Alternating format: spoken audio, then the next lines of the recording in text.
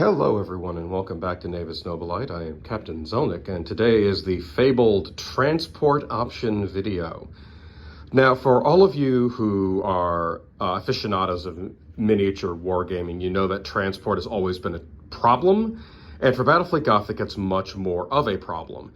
So recognize that this video is focused on BFG and potentially other space-based miniature games and not necessarily anything involving, your standard 40K style video, miniatures for this video. This is solely for things like BFG. Now I have out here two of my more pretty minis. These are original, that's an original Forge World Havenspire, and that is of course a Voidstalker. They are out because they're great examples of transportation problems in BFG. We are pokey and pewter and heavy, or we are pokey and resin and fragile. Now this problem has gotten, of course, worse with the wonderful advent of 3D printing, and the resin for 3D printers tends to be rather fragile. So we have to make do with what we have. Now I have a couple of transport options. Now I might put a poll up about how people transport their stuff. A lot of people have transport options a lot like this. This is just an old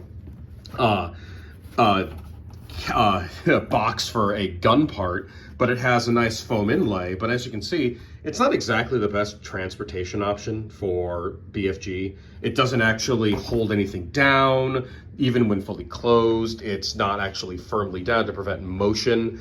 So it's not the best choice. We want to actually avoid this for BFG if we can, especially if your minis are painted. So in my experience, I have found a couple of good options. Now, right here, a lot of you will recognize this.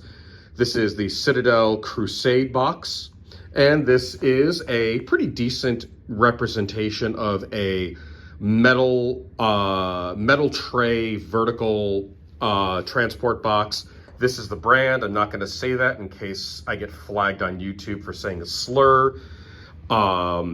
Now we're going to talk about both of these transport options because they're both good. I need to actually express my point here. These are both good transport options, all right? They carry not the same amount, and you'll see in a moment how much this sucker will be able to carry.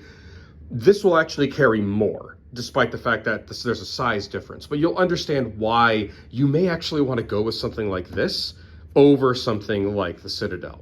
Now I'm going to put these boys back so you're going to see my hobby thing for a second. Hey guys, how are you? Look at them. They're so pretty. I love these minis. I'm just gonna set these back on display. Okay, well, we're gonna start with your standard issue Citadel Crusade box. Now, pros and cons. Pros, nice solid construction, decent plastic construction, has a lanyard for you to carry with. It's actually pretty easy to carry, even with BFG. Now, the interior is where we start getting into cons. The interior is made up of foam, and if you have pets, the pets will destroy your foam. They will happily destroy your foam. Now, as you can see, I do have minis in here because this box is destined for somebody else, but I wanted to show this zigzag foam. This is actually very, very good for BFG. It allows you to put in weirdly shaped minis, and it keeps them reasonably stable. This box kept the most fragile minis I had in an unbroken state while traveling in an airplane, okay? So this thing, via airplane, kept in an unbroken state the most fragile minis that I have, all right? This will do you excellently. Now, this will cost you about 200 bucks, but it will do its job. Now, biggest downside, beyond, foam, and you have pets, and your pets will sleep on it or destroy it, you cannot get replacement foam. If this foam breaks or is destroyed, it is broken and destroyed forever. You will never be able to find a source for the actual zigzag pattern. You'll be able to find third-party cutouts, but you'll never be able to find the zigzag pattern. I have tried and I have failed. GW doesn't want you to buy new foam. They want you to buy a new box.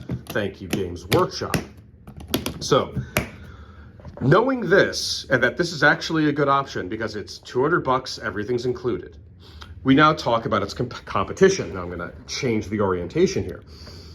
So this is just a representative of your vertical-based, magnetized transport carrier. Now this particular brand, let me just get this unzipped, has a exterior bag, which is sold separately. It has, of course, the central containment chamber, This thing here is actually this actual thing here is what you're buying nominally. This comes separately.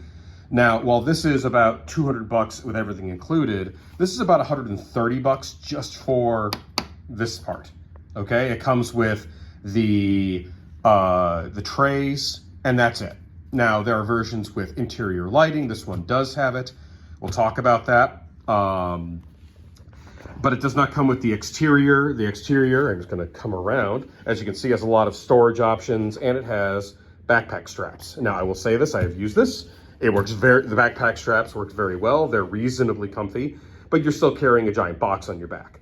Now, there is no actual locking latch. This is just a physical latch that does have a little bit of a click in. This is needed to keep it really good and closed and secure. But the exterior portion with all of this lovely additional room for stuff, it's about $36, 40 bucks. So that's already 130 plus 40. We're at 180. And we're still not done with all the modifications that needed to be done to make this safer for BFG. So let's talk about the actual things that they're sitting on. So as you can see, I have my Diasporix/Chaos here. And they are all just sitting nicely on their metal tray. Now, you will need to make some pretty hefty modifications to your ships here, because every one of these bases requires a magnet of some kind in order for it to stay on there, okay? You have to get magnets for these. So this is a magnetic tray, but also I had to modify the magnetic tray with some electrical tape on the side, because when they go in, they rattle. They're very loose sitting. So, and I don't like any kind of vibration on a ship that's trying to balance itself on a tiny little peg. So to remove the shock of movement, I had to add electrical tape to give it a little bit of shock absorption to remove all of the slop and wiggle. And yes, these require a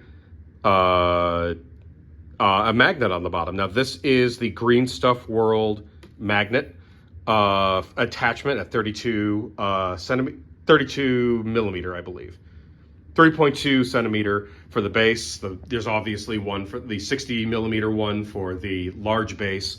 Now, the upshot is really easy to apply. They're effectively the perfect size. The downside, you have to order them, and Green Stuff World is in the Netherlands. So if you're in the United States, you're going to be waiting a little bit for those to finally show up.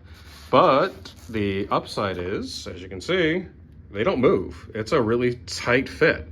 Now, the adhesive on the, I'm actually going to full tornado alarm. There you go. That should impress anybody. Now, the adhesive on the bottom of these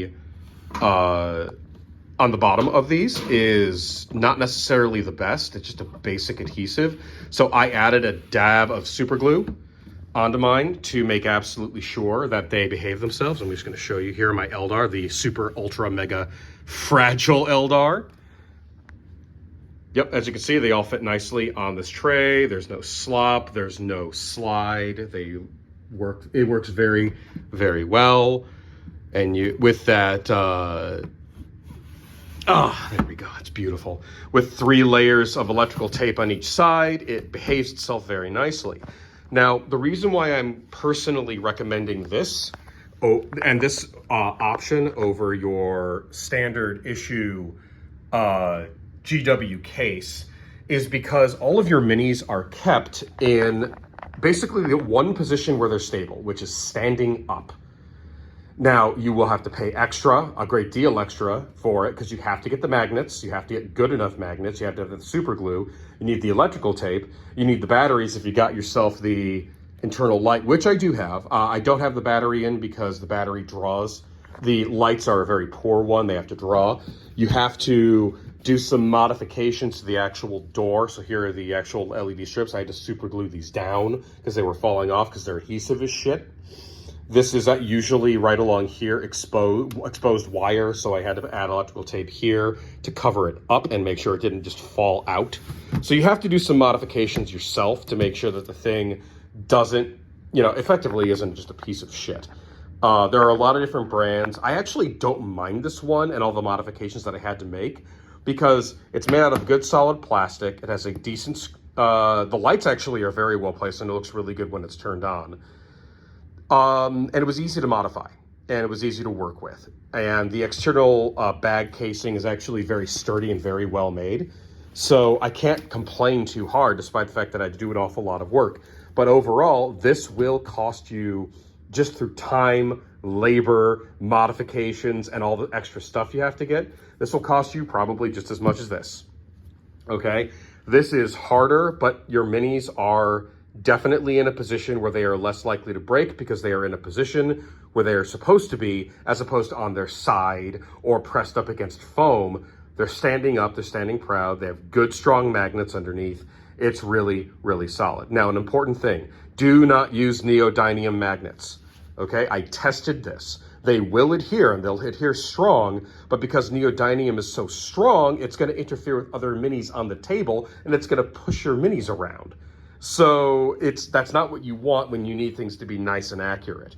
So when you are doing this kind of transportation option, be aware that there will be extra work you'll need to do. I would never have a BFG I would never have a BFG case like this if I did not have these plates being secure, which is why I did the electrical tape lining on it, because vibration will destroy minis. I would never do this kind of thing with BFG unless you had the right kind of magnet.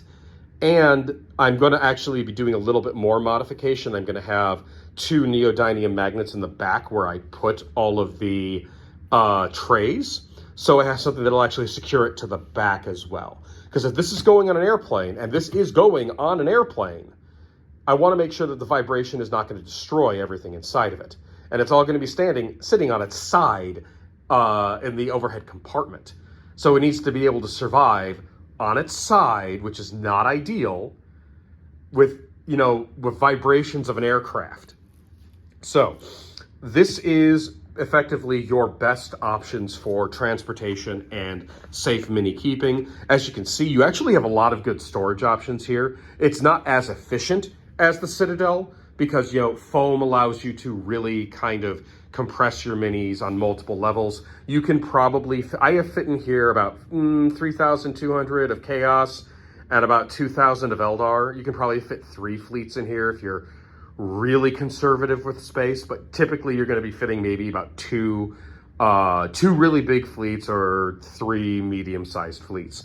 In here I can fit 4, maybe 5 fleets if I'm really good with my space consolidation. So as you can see though, I also have everything I really need for the game. The only thing that I can't fit on this because here's all my tokens, here's my cheat sheet, here are my terrain pieces. Pretty much everything that you may or may not need is available for you to put for BFG. The only thing you can't fit is the space mat. So there you go. This is transportation options for BFG. And you actually fortunately have pretty good options. You have pretty good choices. I am not going to immediately endorse this particular brand. It is a good brand. It does its job. It showed up on time. After all the modifications, it does its job phenomenally, but you have to be willing to make those modifications. So shop around for your vertical choices, okay? Look around for the best choice for you, but there's a lot that are like this. Personally, this one's going to do its job phenomenally for me. I'm happy with doing it. If you want to get it, go ahead. But if you don't want to bother with if you don't have the time or the energy to make the modifications needed, just get a Citadel Crusade box. It'll do the same work. It is good enough to keep most ships in one piece. Just avoid this option, okay? Let's not do this to our ships. Let's be a little more respectful for the things we're putting in all of our effort and time with. All right, everybody, thank you so much for watching this video. Sorry for it being a little janky, but I'm getting over the flu. So I will talk with you later, and have a great day.